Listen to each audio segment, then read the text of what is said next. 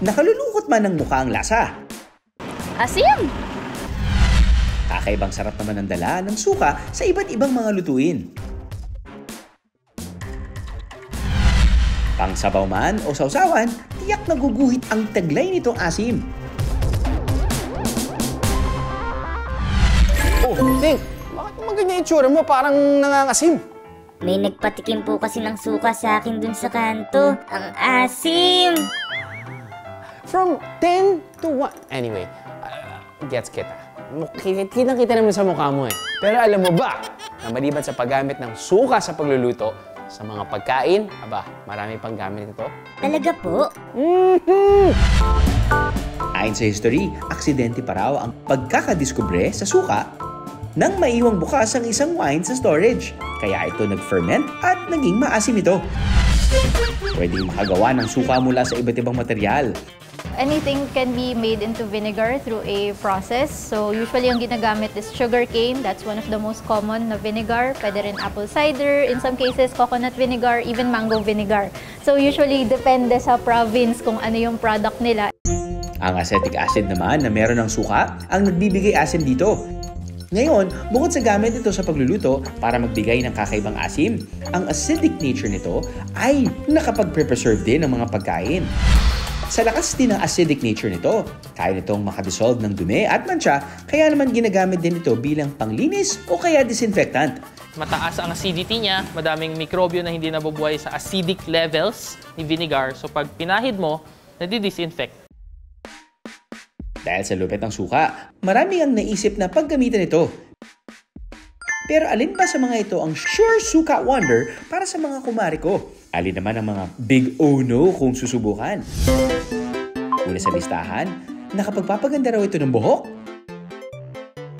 Naniniwala ako dyan. One time, nasubukan ko, nakakapagpakintab ng buhok. No! Ang baho na sa buhok, for sure. About vinegar making your hair shiny, it is more of a myth since again, there is not much enough studies for us to prove kung talagang effective ba siya. Ang suka, pwede rin daw panglinis ng mga prutas at gulay. I think okay din siyang panghugas dahil meron nga siyang antibacterial properties.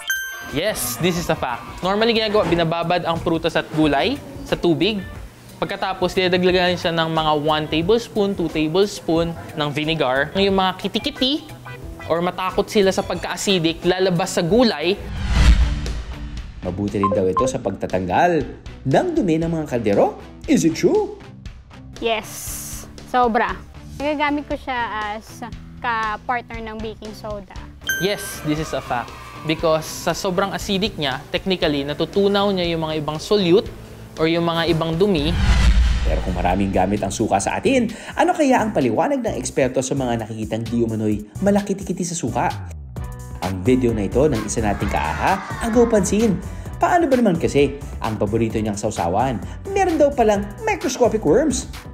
Ayon kay Dave, ang uploader ng video na isang biologist, parte na raw ng merienda time nila sa trabaho ang street food sa labas ng laboratory nila. Kaya naman ang ma-curious siya kung anong meron sa mga sausawan na ito. Sinilip na rin niya ito under a microscope. Dito na nga niya nakita ang vinegar eels.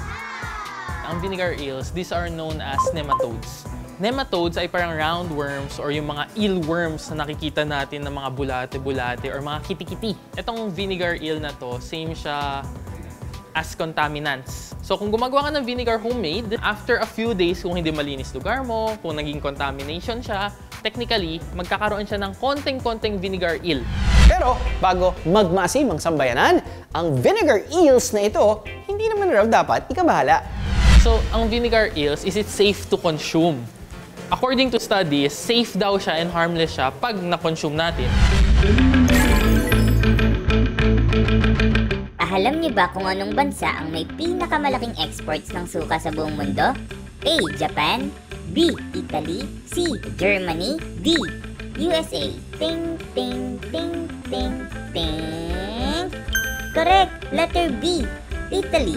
Tinatayang umaabot sa $279 million ang kinikita ng Italy sa world-renowned balsamic vinegar na mula sa ubas. Dahil sa mga natutuhan natin tungkol sa paborito nating sausawan, panghalong pampalasa sa mga pagkain, ang pangangasim natin sa suka ay may bago na ring meaning. Aha!